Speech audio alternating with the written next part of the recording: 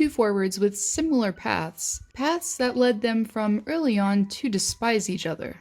As contrary to popular belief, the rivalry between Evander Kane and Ryan Reaves wasn't a result of the chaos-breeding, high-intensity play that we see every spring during the Stanley Cup playoffs. But rather, the beginning to this story takes us back almost a decade, as Reaves and Kane, as I mentioned before, collided early in their careers, while playing for the Western Hockey League. Ryan Reaves for the Brandon Wheat Kings and Evander Kane for the Vancouver Giants.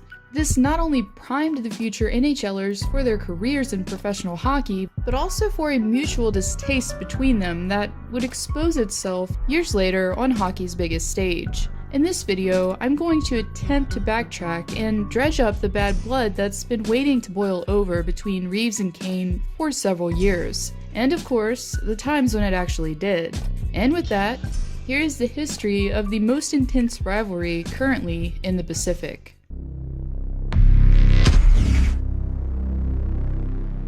It's the second and final meeting between the Buffalo Sabres and the St. Louis Blues, but for Ryan Reaves, it's another prime chance to get under Evander Kane's skin, as he can be shown going across the ice and seeking the Sabres forward out at the time with a partial check into the boards. Kane obviously didn't take too kindly to this and decided to give Reaves' idea of what his elbow tasted like. The Winnipeg native quickly retaliated by giving Kane a slash from behind and a jab seconds later, while challenging the winger saying, "I don't think you have it in you." Kane retorted with, "I don't think you have a goal in you." The scrum was quickly broken up by the referees, but this was only the beginning of the animosity that was to come.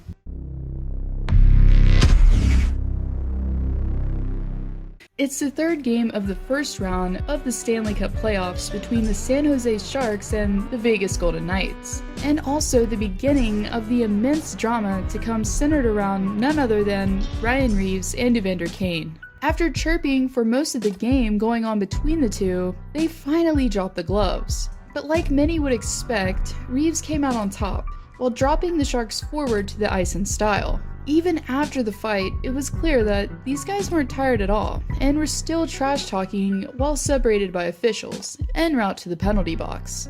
And for some spirited brawls, this would be the end of it, but the two rivals weren't finished tossing their spiteful words. Following the game, during a post-game interview, Reaves didn't mask his distaste for Kane off the ice either, saying, "I would have liked a couple more hits. I wish he would have stood up too."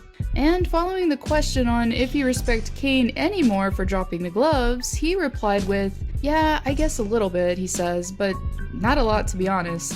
I'm not ever really gonna respect that guy." And while Reaves was more straightforward and to the point with his words, Kane was a little more comical with his, saying, "For the so-called toughest guy in the league, I don't know if he landed a punch.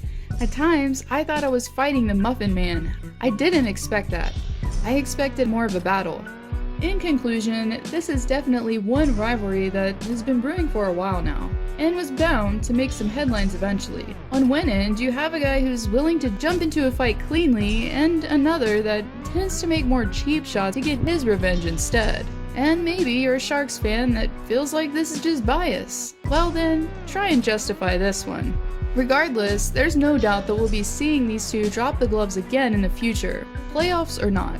30-goal scorer, but can certainly do this. You gotta love the courage of Kane, the toughness of Reaves, and the response of both benches. This was a heavyweight tilt.